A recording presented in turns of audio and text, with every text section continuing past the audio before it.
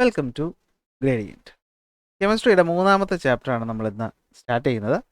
ചാപ്റ്ററിൻ്റെ പേര് periodic table and electronic configuration. ആദ്യത്തെ രണ്ട് ചാപ്റ്ററിൽ നമ്മൾ ഓർഗാനിക് കെമിസ്ട്രിയായിട്ട് ബന്ധപ്പെട്ട കാര്യങ്ങളാണ് പഠിച്ചത് അല്ലേ. അതിലെ നെയിമിങ്ങും കാര്യങ്ങളൊക്കെ നിങ്ങൾ നല്ല സെറ്റായിട്ട് പഠിച്ച് ഐസോമെറിസും ഒക്കെ പഠിച്ച് നല്ല അടിപൊളിയായിട്ട് കെമിസ്ട്രിയെ നല്ല രീതിയിൽ ഇഷ്ടപ്പെട്ട് വന്ന സമയമാണ്. അപ്പോൾ നമ്മൾ സ്റ്റാർട്ട് ചെയ്യുകയാണ് പുതിയ ചാപ്റ്റർ. അപ്പോൾ ഞാൻ എന്താ പറഞ്ഞതെന്ന് വെച്ച് കഴിഞ്ഞാൽ നമുക്ക് അത്ര ഒരു സുഖമുള്ളൊരു ചാപ്റ്ററായിട്ട് എനിക്ക് ഈ ഒരു ചാപ്റ്റർ കണ്ടിട്ട് തോന്നുന്നില്ല. കാരണം ഞാൻ കുറേ ക്ലാസ്സുള്ളത് പറഞ്ഞു, +1 ടോപ്പിക്കാണ് എന്ത് ചെയ്തിരിക്കുന്നത് ഇപ്പോൾ ഇവിടെ നിങ്ങൾക്ക് 10ാം ക്ലാസ് പഠിക്കാനായിട്ട് തന്നേക്കുന്നത്. അപ്പോൾ നല്ലതാണെന്ന് ചോദിച്ചാൽ നല്ലതാണ്. പക്ഷേ പ്രശ്നം എന്താണെന്ന് വെച്ചാൽ ഈ +1 +2 ഒക്കെ ആകുമ്പോൾ നമ്മൾ സയൻസ് നമ്മൾ ഇഷ്ടപ്രകാരം എടുത്ത് പോകുന്നതാണ് പതിവ് അല്ലേ. പക്ഷെ ഇപ്പോൾ അങ്ങനെയല്ല, നമ്മൾ എല്ലാ വിഷയവും എല്ലാവരും പഠിച്ചേ പറ്റുള്ളൂ. അതായത് ചില കുട്ടികൾക്ക് ഹ്യൂമാനിറ്റീസ് ആയിരിക്കും ഇഷ്ടം, മറ്റ് കുറച്ച് ആൾക്കാർക്ക് വേറെ വിഷയങ്ങളൊക്കെ ആയിരിക്കും ഇഷ്ടം. പക്ഷേ നമുക്ക് ഒരു ചൂസ് ചെയ്യാനുള്ള അവസരമൊന്നും 10ാം ക്ലാസ് വരെ നമ്മുടെ കയ്യിലില്ല. നമ്മൾ എന്ത് ചെയ്യണം, തന്നതെല്ലാം പഠിക്കണം. അപ്പോൾ ആ ഒരു രീതിയിൽ നോക്കുമ്പോൾ ഈ കെമിസ്ട്രിയുടെ ഈ ഒരു ചാപ്റ്ററിൻ്റെ തുടക്കം കുറച്ച് ഭാഗങ്ങളൊക്കെ നിങ്ങൾക്ക് അല്പം ബുദ്ധിമുട്ടായിരിക്കുമെന്ന് എനിക്ക് തോന്നുന്നു. തോന്നലാണ്. ചിലപ്പോൾ നല്ല ഈസി ആയിരിക്കാം. അതൊക്കെ നിങ്ങളുടെ ഒരു എന്താ പറയുന്നത്, നിങ്ങളുടെ ഒരു കപ്പാസിറ്റി പോലെ ഇരിക്കും. നിങ്ങൾ എങ്ങനെ ഈ വിഷയത്തെ മനസ്സിലാക്കാൻ ശ്രമിക്കുന്നു എന്നതനുസരിച്ചായിരിക്കും ആ കാര്യങ്ങൾ തീരുമാനിക്കുന്നത്. അപ്പോൾ എന്തായാലും ഒരു മുന്നറിയിപ്പ് ഞാൻ ആദ്യമേ നിങ്ങൾക്ക് തന്നിട്ടുണ്ട്. അതുകൊണ്ട് കുറച്ച് ശ്രദ്ധിച്ച് ഈ ഒരു ചാപ്റ്ററിൻ്റെ തുടക്കം പഠിക്കുന്നതായിരിക്കും നല്ലത്. അപ്പോൾ നമ്മളിന്ന് ആറ്റത്തെ പറ്റിയിട്ടാണ് പഠിക്കാൻ പോകുന്നത്. ആറ്റം മോഡലിനെ പറ്റിയിട്ടാണ് പഠിക്കാൻ പോകുന്നത്. കാരണം ആദ്യത്തെ ഭാഗത്ത് നമ്മൾ ഇപ്പോൾ കാണുമ്പോൾ നിങ്ങൾക്ക് പെട്ടെന്ന് തോന്നുന്നത് ഇത് പീരിയോഡിക് ടേബിളിനെ പറ്റിയിട്ടൊക്കെ അല്ലേ പറയുന്നതെങ്കിലും അല്ല. തുടങ്ങുന്നത് ആറ്റം മോഡലിനെ പറ്റിയിട്ടാണ്. അതായത് നിങ്ങൾക്ക് ഓർമ്മയുണ്ടാകും എന്ന് എനിക്ക് തോന്നുന്നു. ഒരു ആറ്റം എന്ന് പറഞ്ഞാൽ നിങ്ങളുടെ മനസ്സിൽ എന്താ വരുന്നത് പറഞ്ഞേ. ഇങ്ങനെ നല്ല വട്ടത്തിലിരിക്കുന്നൊരു സാധനം അല്ലേ, നല്ല വൃത്തം, നല്ല സർക്കുലാർ ഷേപ്പിൽ ഇരിക്കുന്ന ഒരു സാധനമാണ്. നമ്മുടെ സോളാർ സിസ്റ്റം പെട്ടെന്ന് നമ്മുടെ മനസ്സിൽ ഓർമ്മ വരും അല്ലേ. നടുക്കൊരു സൂര്യൻ ഇരിക്കുന്ന പോലെ നല്ല പെർഫെക്റ്റ് ഒരു വൃത്തം, ഒരു വട്ടം ഉണ്ടാകും. അതിന് ചുറ്റിലുമായിട്ട് എന്തുണ്ടാകും, മറ്റ് കുറച്ച് ഓർബിറ്റുകൾ ഉണ്ടാകും അല്ലേ. ഇങ്ങനെ കുറേ ഓർബിറ്റ് ഉണ്ടാകും. ആ ഓർബിറ്റിലൊക്കെ എന്തുണ്ടാവും, ആ ഓർബിറ്റിൽ ഇങ്ങനെ ചുറ്റിക്കറങ്ങുന്ന എന്തുണ്ടാകും, നമ്മുടെ എന്താ പറയുന്നത് ഇലക്ട്രോണുകളുണ്ടാവും. അങ്ങനെയൊക്കെ ആയിരിക്കും നമ്മുടെ മനസ്സിൽ ഒരു ആറ്റം ഇരിക്കുന്നത് അല്ലേ. ഇങ്ങനെയായിരിക്കും നമ്മുടെ മനസ്സിൽ എന്തിരിക്കുന്നത്, ഒരു ആറ്റം ഇരിക്കുന്നത്. എന്നാൽ ഈ മനോഹരമായ ആ ഒരു കോൺസെപ്റ്റ് നമ്മൾ ഇന്നത്തോടെ അവസാനിപ്പിക്കാൻ പോവുകയാണ്. അതായത് ഇനി മുതൽ നിങ്ങൾ ആറ്റം എന്ന് കേൾക്കുമ്പോൾ നിങ്ങൾ വെറുക്കും, നിങ്ങളൊന്ന് ഭയക്കും. ഈ ഒരു ആറ്റം ഇത്രയും വലിയൊരു പ്രശ്നക്കാരനായിരുന്നോ, ഇത് മനസ്സിലാക്കിയെടുക്കുക ഇത്രയും ബുദ്ധിമുട്ടുണ്ടായിരുന്നോ എന്ന് നിങ്ങൾ ഇരുത്തോട്ട് ആലോചിക്കും. അതായത് ആ ഒരു ചന്തമുള്ള രസമുള്ള ഒരു ആറ്റമൊക്കെ ഇന്നത്തെ ക്ലാസ്സോടുകൂടി നിങ്ങൾ എന്ത് ചെയ്യാൻ പോവുകയാണ്, അവസാനിപ്പിക്കാൻ പോവുകയാണ്. അതായത് നിങ്ങൾ ഈ ഒരു ആറ്റം എന്ന് പറയുമ്പോൾ നിങ്ങളുടെ മനസ്സിൽ എന്താ പറയുക, നടുക്കൊരു പെർഫെക്റ്റ് സർക്കിളുണ്ട് അല്ലേ. അതിനകത്ത് പ്രോട്ടോണുണ്ട്, അതിനകത്ത് ന്യൂട്രോണുണ്ട്. Positive ചാർജാണ് പ്രോട്ടോണിന്, no ചാർജാണ് ന്യൂട്രോണിന്. അതിന് ചുറ്റിലുമായിട്ട് കിടന്ന് കറങ്ങുന്ന അവിടെയാണ് പ്രശ്നം തുടങ്ങുന്നത്. കിടന്ന് കറങ്ങുന്ന ഇലക്ട്രോണുകളുണ്ടെന്നും അല്ലേ. ഇലക്ട്രോണുകൾ കറങ്ങുന്നത് ഓർബിറ്റിലാണെന്നും ഒക്കെ നമ്മൾ പഠിച്ചു അല്ലേ. ഈ പറയുന്ന ഓർബിറ്റിനകത്ത് എത്ര ഇലക്ട്രോണുകൾ കൊള്ളും എന്നുള്ളതിനൊരു കണക്കൊക്കെ ഉണ്ട്. ഒക്ടക്റ്റ് റൂൾ എന്നൊക്കെ പറഞ്ഞ് നമ്മൾ ഇതിനോടൊക്കെ തന്നെ പഠിച്ചിട്ടുണ്ട്. സംഭവം മാറ്റമൊന്നുമില്ല, പക്ഷേ അതിലെ കോൺസെപ്റ്റുകൾക്ക് കുറച്ച് ചേഞ്ച് വരാൻ പോവുകയാണ്. അതായത് ഇങ്ങനെയാണ് ആറ്റം ഇരിക്കുന്നതെന്ന് അവസാനം പറഞ്ഞു നിർത്തിയത് ആരാണ്, നമ്മുടെ ബോർ മോഡൽ ഓഫ് ആറ്റമാണ്. ഓർമ്മയുണ്ടല്ലോ, ബോർ മോഡൽ കഴിഞ്ഞ കൊല്ലം പഠിച്ച് നിർത്തിയതാണ്. ഓർമ്മയില്ലെങ്കിൽ ഞാൻ ഒന്നുകൂടി പറയാം.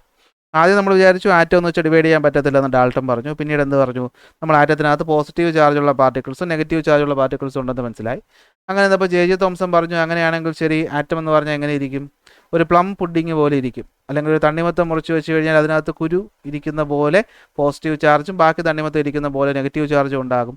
അല്ലെങ്കിൽ ഒരു പുഡിങ്ങിനകത്ത് നമ്മൾ ഈ പറയുന്ന മുകളിൽ വയ്ക്കുന്ന എന്താ പുഡിങ്ങിന് മുകളിൽ എന്താ വയ്ക്കുന്നത്, ആ പ്ലം ഇങ്ങനെ അടുക്കി വയ്ക്കുന്ന പോലെ പോസിറ്റീവ് ചാർജും ബാക്കി പുഡിങ് എന്ന് പറയുന്നത് നെഗറ്റീവ് ആണെന്ന് ജെ തോംസൺ പറഞ്ഞു. പിന്നീട് പറഞ്ഞു അത് തെറ്റാണ്.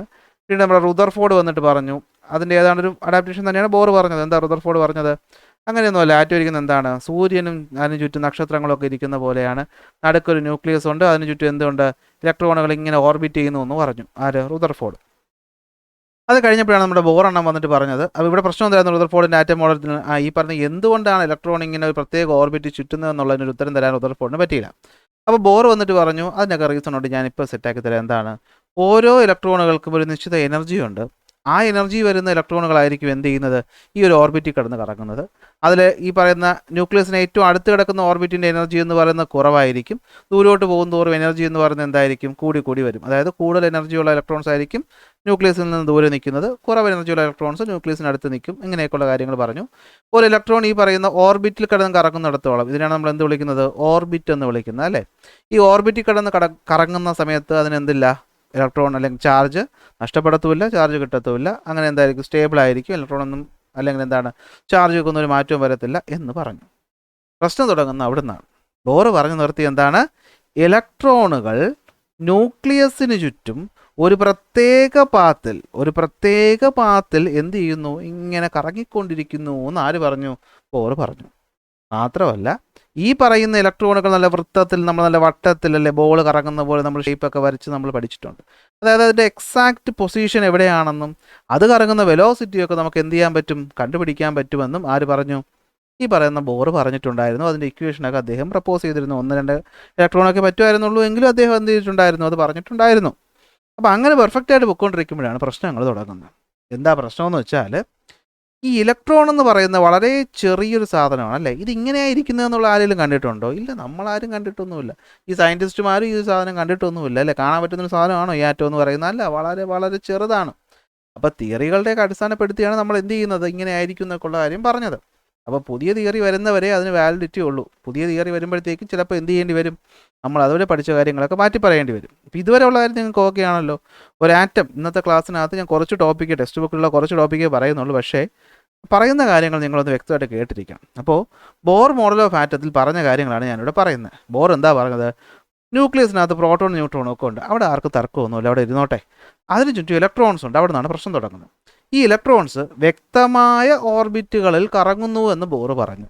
മാത്രമല്ല അവരുടെ എക്സാക്റ്റ് പൊസിഷൻ എന്ന് പറയുന്നതും അതിൻ്റെ വെലോസിറ്റിയൊക്കെ നമുക്ക് കണ്ടുപിടിക്കാൻ പറ്റുമെന്നും ആര് പറഞ്ഞു, ബോർ പറഞ്ഞു. പ്രശ്നം എന്താണെന്ന് വെച്ച് കഴിഞ്ഞാൽ, ഈ ഇലക്ട്രോൺ എന്ന് പറയുന്ന അല്ലെങ്കിൽ ആറ്റം എന്ന് പറയുന്ന വളരെയധികം ചെറിയൊരു സാധനമാണ്. അതൊരു മൈക്രോസ്കോപ്പിക് ലെവലിൽ വരുന്നൊരു സാധനമാണ്. എന്തെന്ന് പറയുന്നത്, ഈ പറയുന്ന ആറ്റം എന്നൊക്കെ പറയുന്ന സംഭവം കണ്ണി കാണാനൊന്നും പറ്റത്തില്ല. നമുക്കിതുവരെ അത്രയും പറയുന്ന സാധനത്തിന് സൂം ചെയ്ത് കിട്ടാനുള്ള സംഭവങ്ങളൊന്നും നമ്മൾ ഡെവലപ്പ് ചെയ്തിട്ടുമില്ല. അപ്പോൾ പിന്നെ പ്രശ്നം വരുന്നത് എന്താണെന്ന് വെച്ച് കഴിഞ്ഞാൽ, ഇങ്ങനെ ബോറിൻ്റെ ആറ്റം പോലെ നിൽക്കുന്ന സമയത്ത് ആര് വരുന്നു, ഡി ബ്രോഗ്ലി എന്ന് പറയുന്ന ഒരാൾ വരുന്നു. ആര് വരുന്നു, ഡി ബ്രോഗ്ലി എന്ന് പറയുന്ന ഒരാൾ വരുന്നു.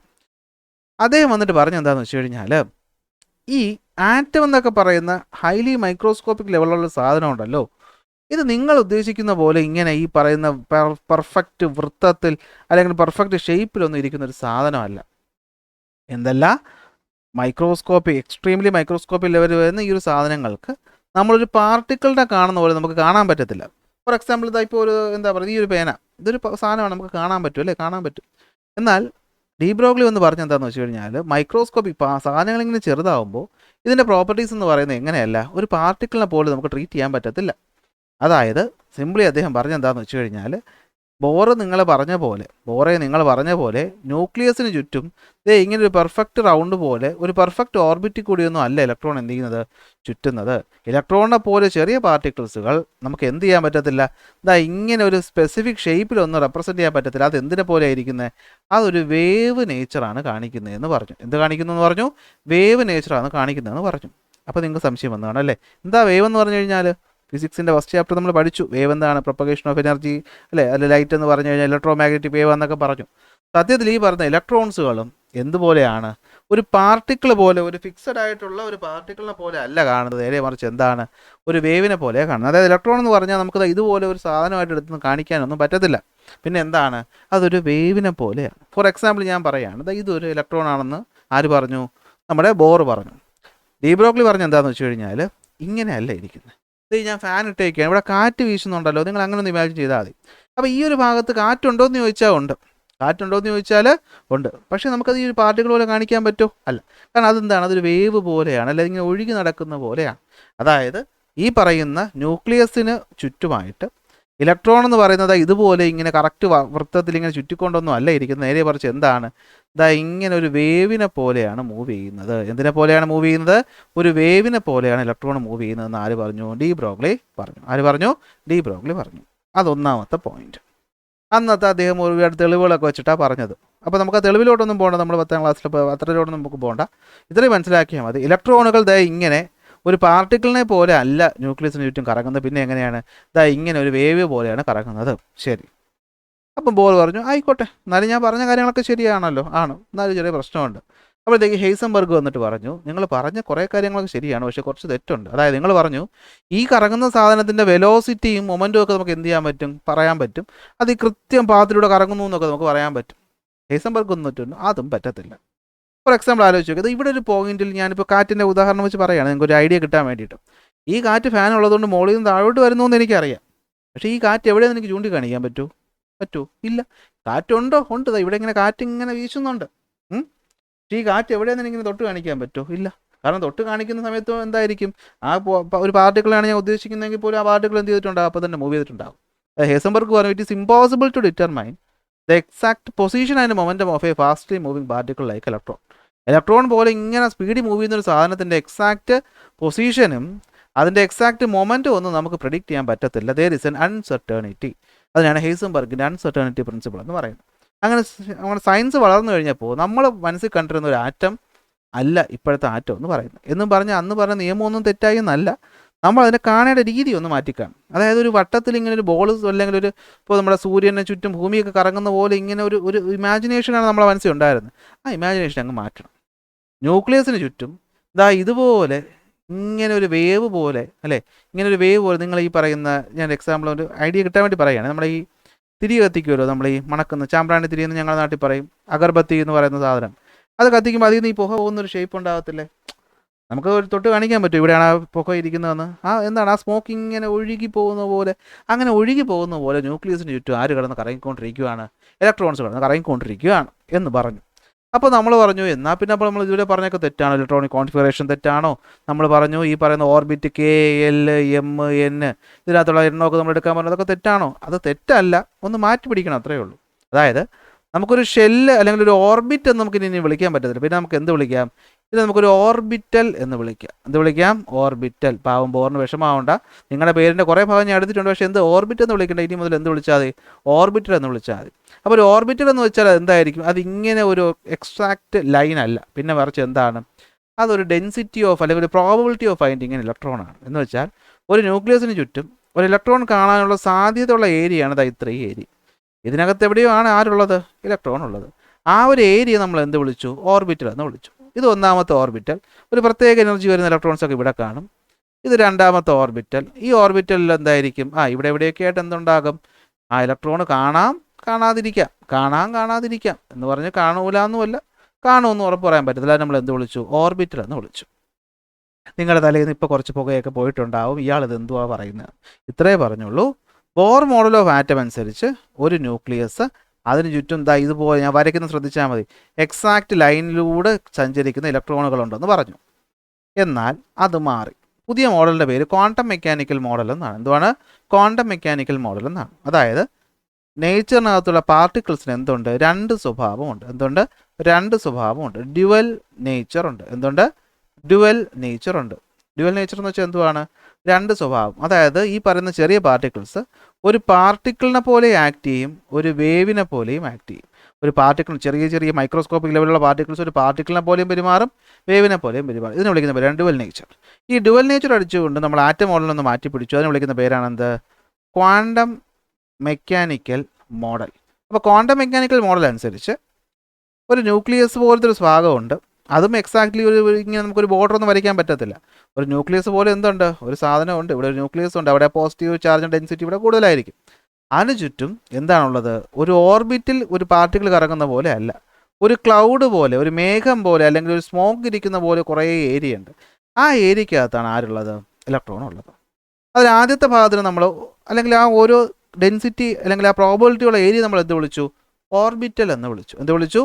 ഓർബിറ്റൽ എന്ന് വിളിച്ചു. അപ്പോൾ ഈ ഓർബിറ്റൽ എന്ന് പറയുന്ന 1, 2, 3 എന്നുണ്ട്. അവനകത്ത് എന്താ ഉള്ളത്? It is A probability of finding an electron ആണുള്ളത്.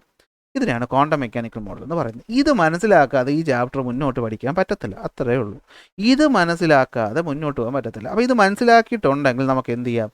ഇതിൻ്റെ കാര്യങ്ങളോട്ടൊന്ന് പോവാം. നോക്കിയോ, എന്താണ് ആറ്റം മോഡൽ എന്ന് പറഞ്ഞാൽ? ആറ്റം മോഡൽ ടെക്സ്റ്റ് ബുക്ക് ഞാൻ പറഞ്ഞു തരാമേ. തോംസൺസ് ആറ്റം മോഡൽ നിങ്ങൾക്ക് ഓർമ്മയുണ്ട്. പ്ലംബോർഡിംഗ് മോഡൽ എന്ന് പറയുന്നത് തെറ്റായിരുന്നു. റുദർഫോർഡാണ് ഈ ഒരു ടൈപ്പ് ഓഫ് മോഡലിൻ്റെ തുടക്കം കുറിക്കുന്നത്. പക്ഷേ എന്ത് പറ്റിയില്ല? ഇലക്ട്രോൺ സ്റ്റെബിലിറ്റിയെ പറ്റി പറയാൻ പറ്റിയില്ല. ബോർ വന്ന കാര്യം വ്യക്തമായിട്ട് പറഞ്ഞു. ബോർ എന്താ പറഞ്ഞത്? Electrons revolve around the nucleus in stable orbital, അല്ലെ, ഓർബിറ്റിൽ സ്റ്റേബിളായിട്ട് റൊട്ടേറ്റ് ചെയ്യുന്നു without the emission of radiation of energy, അല്ലേ. എമിറ്റും ചെയ്യത്തില്ല, റേഡിയേഷൻ എന്ത് ചെയ്യത്തില്ല, അല്ലെങ്കിൽ എനർജി എന്തില്ല, എമിറ്റ് ഒന്നും ചെയ്യാതെ സ്റ്റേബിളായിട്ട് പോവുകയാണ്. അതിനെയാണ് നമ്മൾ എനർജി ഷെല്ല് അല്ലെങ്കിൽ സ്റ്റേഷനറി എനർജി ലെവലുകൾ അല്ലെങ്കിൽ ഓർബിറ്റുകൾ എന്ന് വിളിച്ചത്. ഒരു ഓർബിറ്റുകൾക്ക് KLMN എന്ന പേരും കൊടുത്തിട്ടുണ്ട്. ഇതിൽ ഇലക്ട്രോൺസ് എന്ത് ചെയ്യുന്നുണ്ട്? ലോവസ്റ്റ് എനർജി, കെക്കായിരിക്കും ഏറ്റവും കുറവ് എനർജി, അടുത്ത Lന് കൂടുതൽ, Mന് കൂടുതൽ, Nന് കൂടുതൽ, എന്ന് വെച്ചാൽ കൂടുതൽ എനർജിയുള്ള ഇലക്ട്രോൺസ് ആയിരിക്കും കൂടുതൽ പൊസിഷൻസിലോട്ട് വന്നിരിക്കുന്നത്. ഓക്കെ, സംഭവം ഓക്കെ. പക്ഷേ അതിൻ്റെ ലിമിറ്റേഷൻസ് എവിടെയാണ് നമ്മുടെ വരുന്നത്. ലൂയിസ് ഡി ബ്രോഗ്ലി എന്ത് പറഞ്ഞു എന്ന് വെച്ച് കഴിഞ്ഞാൽ ഇലക്ട്രോണുകൾക്ക് എന്തുണ്ടെന്ന് പറഞ്ഞു, വേവ് നേച്ചർ, ടെക്സ്റ്റ് ബുക്കുള്ള പോയിന്റ് തന്നെയാണ്, വേവ് നേച്ചർ ഉണ്ടെന്ന് പറയുന്നു, പാർട്ടിക്കിൾ നേച്ചർ മാത്രമല്ല. അങ്ങനെ വേവ് ബിഹേവിയറാണ് ടൈനി പാർട്ടിക്കിൾസ് കാണിക്കുന്നത്. അപ്പോൾ എന്താ പ്രശ്നം? ഉറപ്പായിട്ട് സ്ഥലം പറയാൻ പറ്റത്തില്ല. ഹെയ്സൻബർഗ് പറഞ്ഞു അൺസർട്ടനിറ്റി പ്രിൻസിപ്പിൾ, അതായത് നമുക്ക് എന്ത് ചെയ്യാൻ പറ്റത്തില്ല, എക്സാക്ട് പൊസിഷനും സ്പീഡും ഇലക്ട്രോൺ പോലെയുള്ള ഒരു സാധനത്തിൻ്റെ എക്സാക്ട് പൊസിഷനും സ്പീഡും നമുക്ക് പറയാനായിട്ട് പറ്റത്തില്ല. അതായത് എന്താണ്, ഇലക്ട്രോൺസ് കനോട്ട് ബി, ഇത് ഞാൻ കൈ നിട്ട പോയിന്റാണ്, electrons cannot be treated as tiny balls moving in neat circles, അല്ലെ, നീറ്റ് സർക്കിളുകളിൽ കറങ്ങുന്ന ടൈനി ബോളുകളായിട്ടൊന്നിന് സങ്കല്പിക്കാനായിട്ട് പറ്റത്തില്ല. അങ്ങനെ ഈ പറയുന്ന ഡുവൽ നേച്ചർ തിയറി വരുന്നു, അൺസർട്ടനിറ്റി വരുന്നു. അങ്ങനെ എന്ത് പറ്റുന്നു, നമ്മൾ പറഞ്ഞു എന്താണ്, now believe that electrons move in cloud like region not on a fixed path. അല്ല, ഇതാണ് എന്ത്, ബോർ മോഡലിൻ്റെ ലിമിറ്റേഷൻ. ഇത് തലയിൽ കയറിയാൽ കയറി. ഇനി നോക്ക്, അതായത് ഈ പറയുന്ന ന്യൂക്ലിയസിന് ചുറ്റും ഇങ്ങനെ ഒരു പൊസിഷനിൽ കറങ്ങുന്നതല്ല, പിന്നെ എന്താ കണ്ടോ, ഇതാ ഇതുപോലെ ഒരു ഏരിയ, ഇലക്ട്രോൺ എന്ന് പറയുന്നത് എന്താണ്, ഇതുപോലെ ഒരു ഏരിയയിലായിട്ടായിരിക്കും കാണുന്നത്. ഇലക്ട്രോൺ എന്ന് പറയുന്നത് എന്തായിരിക്കും, ഒരു ക്ലൗഡ് ആയിരിക്കും. എന്തായിരിക്കും, ഇതൊരു ക്ലൗഡ് ആയിരിക്കും. ഇതൊന്ന് വെട്ടിക്കോ, ഇത് ന്യൂക്ലിയസ് എന്ന് പറഞ്ഞാൽ മതി. എന്തുവാണ്, ന്യൂക്ലിയസ്. ഓക്കെ, ന്യൂക്ലിയസിന് ചുറ്റും കണ്ടോ, ഇവിടെ നിങ്ങൾക്ക് ഒന്ന് സൂം ചെയ്ത് നോക്കിയാൽ കാണാൻ പറ്റും, ഇവിടെ ഇങ്ങനെ കുത്തായിട്ടുണ്ട്, കാണുന്നുണ്ട്, ഡോട്ടഡ് ലൈൻസ് ആയിട്ട് ഇങ്ങനെ പ്രോബബിലിറ്റി കാണുന്നുണ്ട്. ഈ പറയുന്ന റീജിയൻസിലാണ് എന്ത് കാണുന്നത്, ഇലക്ട്രോൺസ് കാണുന്നത്. ഇതിനെയാണ് നമ്മൾ quantum mechanical model of the atom എന്ന് വിളിക്കുന്നത്. ക്വാണ്ടം മെക്കാനിക്കൽ മോഡൽ പറയുന്നത് എന്താണ്, ഡുവൽ നേച്ചർ ഓഫ് മാറ്റർ ഉണ്ട്, അതായത് വേവിന് പാർട്ടിക്കിൾ നേച്ചറുണ്ട്, അതുപോലെ എന്തുണ്ട്, വേവ് നേച്ചറും ഉണ്ട്. അൺസർട്ടനിറ്റി പ്രിൻസിപ്പിൾ അതിനകത്ത് വരുന്നുണ്ട്. അപ്പോൾ എന്താ പറയുന്നത്, electrons are not found in the fixed particles like Bohr's orbit, instead they are found in orbitals. കണ്ടോ, അതിനെന്ത് പേര് പറഞ്ഞ് വിളിച്ചു, ഇനി മുതൽ ഓർബിറ്റൽ എന്ന് വിളിച്ചു. അപ്പോൾ ഓർബിറ്റ് ഒന്നാണെന്ന് ചോദിച്ചാൽ അല്ല, ഓർബിറ്റ് എന്ന് വെച്ചാൽ ഡെഫിനിറ്റ് പാത്തും ഓർബിറ്റൽ എന്ന് വെച്ചാൽ probable path, which are regions around the nucleus where the probability of finding an electron is maximum. So we can only predict the probability of where the electron is, അല്ലെങ്കിൽ exact location പറയാൻ പറ്റത്തില്ല. അപ്പോൾ പിന്നെ നമ്മൾ ഈ KLMN എന്നൊക്കെ പറയുന്നതിലാണ് പ്രശ്നം വരുന്നത്. അതിന് ടെക്സ്റ്റ് ബുക്കിലെ പോയിന്റുകൾ നമുക്കൊന്ന് നോക്കാം. ടെക്നീഷ്യത്തിൻ്റെ ഒരു അറ്റോമിക് സ്ട്രക്ചറാണ് വന്നിട്ടുള്ളത്. കഴിഞ്ഞ വർഷം വരെ നമ്മൾ ഇങ്ങനെയാണ് പഠിച്ചു വെച്ചിരിക്കുന്നത്. നടുക്ക് ന്യൂക്ലിയസ്, ചുറ്റും ഇലക്ട്രോണുകൾ കറങ്ങും. ഇവിടെ നോക്കിയേ, ഇലക്ട്രോണിക് കോൺഫിഗറേഷൻ നമുക്കറിയാം 2, 8, 2. സംഭവം ഇലക്ട്രോൺസ് എന്ന് പറയുന്നത് എന്തായിരിക്കും, 3 ഷെല്ലുകൾ, അല്ലെങ്കിൽ ഇവിടെ ഓർബിറ്റ് എന്ന് പറഞ്ഞാൽ ഷെല്ല് എന്ന് പറഞ്ഞാൽ ഇവിടെ ഒരു മീനിങ് ആണ്, മാറിപ്പോലെ. അപ്പോൾ ഏറ്റവും ദൂരെയുള്ളത് ഏതായിരുന്നു നോക്കി, which orbit is fast, KLM ആണ് ഏറ്റവും ദൂരെ. ആർക്കാണ് മാക്സിമം എനർജി ഉള്ളത്, ഏറ്റവും ദൂരെയുള്ള എമ്മിനായിരിക്കും. ആർക്കാർക്ക് ലോവസ്റ്റ് എനർജി ഉള്ളത്, ഏറ്റവും അടുത്തുള്ളതിനായിരിക്കും. ഇത്രയും കാര്യങ്ങൾ നമുക്ക് ഓക്കെയാണ്. ഇവിടെ ഈ ടെക്സ്റ്റ് ബുക്ക് കാണിച്ചേക്കുന്ന വളരെ മോശം പരിപാടി എന്ന് ഞാൻ പറയുള്ളത്, ഇത്രയും ഒരു ചെറിയ പാരഗ്രാഫിനകത്താണ് ഞാൻ ഇതുവരെ പറഞ്ഞ കാര്യങ്ങൾ ഇവരങ്ങ് ചുരുക്കി വെച്ചേക്കുന്നത്. പക്ഷേ ഇത് വായിച്ചൊരു കുട്ടിക്ക് ഞാൻ ഈ പറഞ്ഞ പോലെ ഒരു ഐഡിയ കിട്ടാത്തിടത്തോളം ഇനി അങ്ങോട്ട് പറയുന്ന കാര്യങ്ങളൊന്നും തലയിൽ കയറത്തില്ല. അപ്പോൾ നിങ്ങൾക്ക് ഇതുവരെയുള്ള കാര്യങ്ങൾ ഓക്കെ ആയി കാണുമെന്ന് വിചാരിക്കുന്നു. അപ്പോൾ ഇനി വരുന്ന ചോദ്യം ഞാൻ പറഞ്ഞു, അപ്പോൾ നമ്മൾ ഇതുവരെ പഠിച്ച ന്യൂക്ലിയസിന് ചുറ്റും K shell, L, M, octet റൂളൊക്കെ കഴിഞ്ഞ ചാപ്റ്ററിലൊക്കെ നമ്മൾ പഠിച്ചാണ്. അപ്പോൾ അതൊക്കെ തെറ്റാണെന്ന് ചോദിച്ചാൽ അല്ല, നമ്മൾ അതിനൊന്ന് മാറ്റി പിടിക്കണം. അതായത് നമ്മൾ എന്ത് ചെയ്യണം, നമ്മൾ ഇലക്ട്രോൺ ന്യൂക്ലിയസിന് ചുറ്റും ഒരു ഷെല്ലിനകത്തുണ്ടാകുന്നു അല്ലെങ്കിൽ ഒരു ഓർബിറ്റ് കിടന്ന് കറങ്ങുന്നു എന്നുള്ളത് പറഞ്ഞ് നമ്മൾ എന്ത് പറയണം, ഒരു സാധ്യതയെ പറ്റി പറയണം. എന്തിനെ പറ്റി പറയണം, ഒരു സാധ്യത. അതായത് ഇനി മുതൽ നമുക്ക് ഇലക്ട്രോണിനെ പറ്റി എന്ത് പറയാൻ പറ്റത്തില്ല, ഒരു സ്ഥലത്തിരിക്കുന്നു എന്ന് പറയാൻ പറ്റത്തില്ല, ഒരു ഏരിയ കാണാമെന്ന് പറയാം. അങ്ങനെ ഉള്ള ഒരു ഇലക്ട്രോണിൻ്റെ അഡ്രസ്സ് എന്ന് പറയുന്നു. അപ്പോൾ അതിൻ്റെ ഡീറ്റെയിൽസ് നമുക്ക് കിട്ടണ്ടേ. അതിന് നമ്മൾ എന്ത് ഉപയോഗിക്കാൻ പോവുകയാണ്, ക്വാണ്ടം മെക്കാനിക്കൽ മോഡൽ എന്നല്ലേ പേര്. അപ്പോൾ നമ്മൾ അതിനെന്ത് ഉപയോഗിക്കും, ക്വാണ്ടം നമ്പറുകൾ ഉപയോഗിക്കും. എന്തുപയോഗിക്കും, ക്വാണ്ടം നമ്പർ. വളരെ ചെറിയ സാധനങ്ങളെ പറ്റിയിട്ട്, വളരെ ചെറിയ സാധനങ്ങൾ, ഇങ്ങനെ ഡിസ്റ്റിങ്ക്റ്റ് ആയിട്ടുള്ള സാധനങ്ങളെ പറ്റിയിട്ടുള്ള സ്റ്റഡിയാണ് ക്വാണ്ടം ഫിസിക്സ്, അല്ലെങ്കിൽ ക്വാണ്ടം എന്ന് പറയുന്നത് കൊണ്ട് നമ്മൾ ഉദ്ദേശിക്കുന്നത് സ്മോൾ പാക്കറ്റ്സ് ഓഫ് എനർജി എന്നൊക്കെ നമുക്ക് അതിന് പറയാം. അപ്പോൾ ഈ പറയുന്ന ക്വാണ്ടം നമ്പറുകൾ എന്താ ഉദ്ദേശിക്കുന്നതെന്ന് വെച്ച് കഴിഞ്ഞാൽ നോക്കിയേ, ഒരു ഇലക്ട്രോണുകളുടെ ക്വാണ്ടം നമ്പർ എന്ന് വെച്ച് കഴിഞ്ഞാൽ എന്തായിരിക്കും, ഒരു ഇലക്ട്രോണിൻ്റെ അഡ്രസ്സായിട്ട് നമുക്ക് കണക്കാക്കാം. അതായത് അതിൻ്റെ എനർജി, അതായത് എവിടെ നിന്ന് നമ്മുടെ ന്യൂക്ലിയസിൽ നിന്ന് എത്ര ദൂരെയാണ്, അതായത് ഏത് ഓർബിറ്റിലാണ്, പണ്ടത്തെ ഓർബിറ്റ് ഇപ്പോഴത്തെ ഓർബിറ്റിൽ എവിടെയാണ്, അത് ഏത് ഷേപ്പിലായിരിക്കുന്നത്, അത് ഏത് ഓറിയൻറ്റേഷനിലായിരിക്കുന്നത്, അതിൻ്റെ സ്പിൻ എങ്ങനെയാണ്, അത് എങ്ങോട്ടാണ് കറങ്ങുന്നത്, ഇലക്ട്രോൺസ് കറങ്ങുന്നുണ്ടെന്നുള്ള കാര്യം മനസ്സിലാക്കണം.